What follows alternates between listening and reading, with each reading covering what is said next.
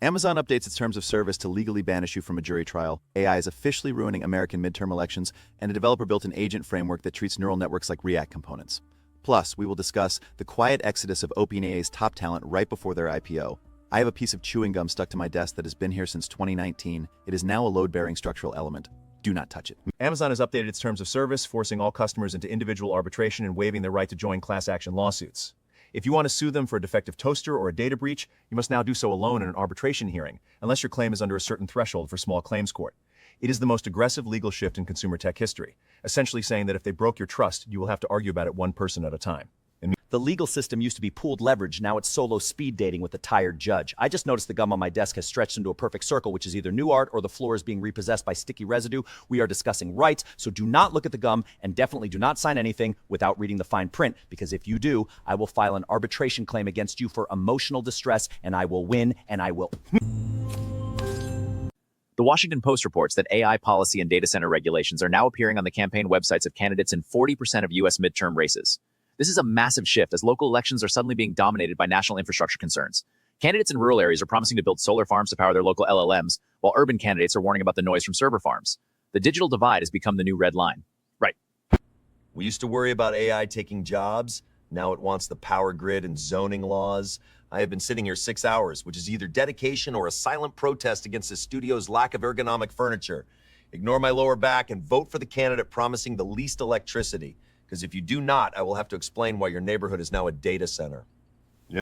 Fred Schott, the creator of Astro and now at Cloudflare, has released Flue v2, an agent framework that uses React-style hooks to manage AI agents. This is a fascinating architectural choice as it brings the reactive programming paradigm where state changes trigger updates to the world of autonomous AI. It treats the LLM not as a black box, but as a component in a larger UI. It is like treating a hurricane as a React component, where every gust of wind is just another state change that needs to be re-rendered on your screen.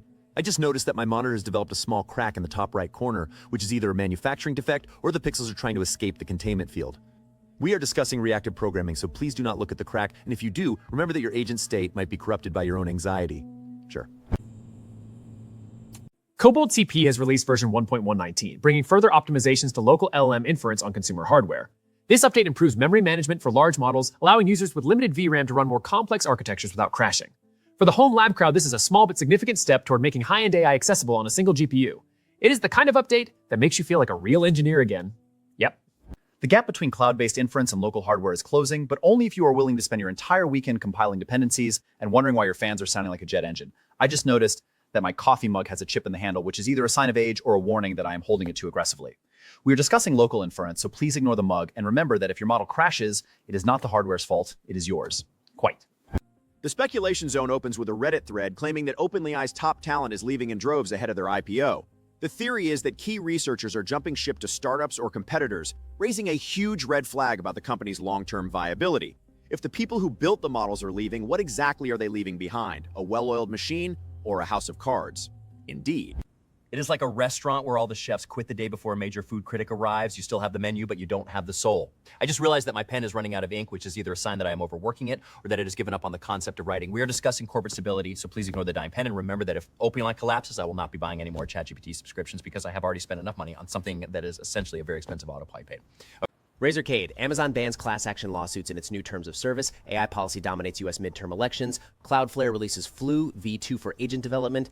KoboldCPP updates its local inference engine, and OpenAI faces a potential talent exodus before its IPO. The gum on my desk is still there, the crack in my monitor is widening, and the pen has officially died.